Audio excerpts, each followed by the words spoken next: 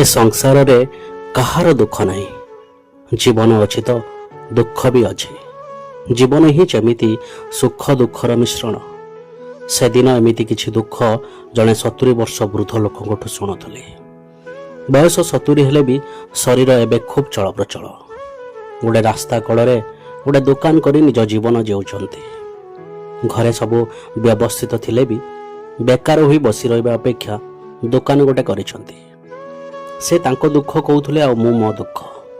ଗୋଟେ ନିହାତି ବ୍ୟକ୍ତିଗତ ଦୁଃଖ କେମିତି ମୋତେ ଗାଁରେ ବାନ୍ଧି ଦେଇଛି ମୁଁ କହି ଶୁଣାଉଥିଲି। ସେ ମୋତେ ଆଶ୍ୱାସନା ଦେଉଥିଲେ ଆଉ ଏ ସମୟ କାଲି କଟିଯିବ କହି ମୋତେ ବିଶ୍ୱାସ ବି ଦେଉଥିଲେ। ଭାରି ଦମ୍ଭ ଆଉ ସ୍ୱାଭିମାନ ମଣିଷଟିଏ। ଠିକ୍ ସେ ଛିଡ଼ା ହୋଇପାରୁନଥିବା ସେ ଲୋକଟି ସମୟ ଆଉ ସମାଜ ସହ ଏକା ଏକା ଲଢ଼ୁଥିଲେ। ସମସ୍ତେ ତାଙ୍କୁ ଶ୍ରଦ୍ଧାରେ ବା ବୋଲି ଡାକନ୍ତି। ମୁଁ ଦୁଃଖକୁ ଏଡ଼େଇ ବିଦେଶ ଚାଲିଗଲି ଆଉ ଗୋଟେ ବର୍ଷ ପରେ ପୁଣି ଥରେ ଘରକୁ ଫେରିଲି। ଆଉ ସନ୍ଧ୍ୟାବେଳେ ସେଇ ବା ଦୋକାନକୁ ଯାଇଥିଲି। ମୋତେ ଦେଖି ଭାରି ଖୁସି ହେଲା। ପୁଣି ନୂଆ ପୁରୁଣା କଥା କହିଲା। ମୁଁ ବି ମୋ କଥା କହିଲି ଆଉ ରାତି ପୂର୍ବରୁ ଘରକୁ ଫେରି ଆସିଲି।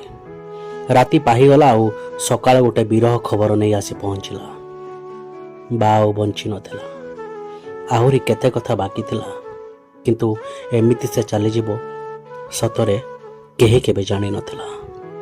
ସମୟ ଏତେ ଶୀଘ୍ର ବଦଳିଗଲା।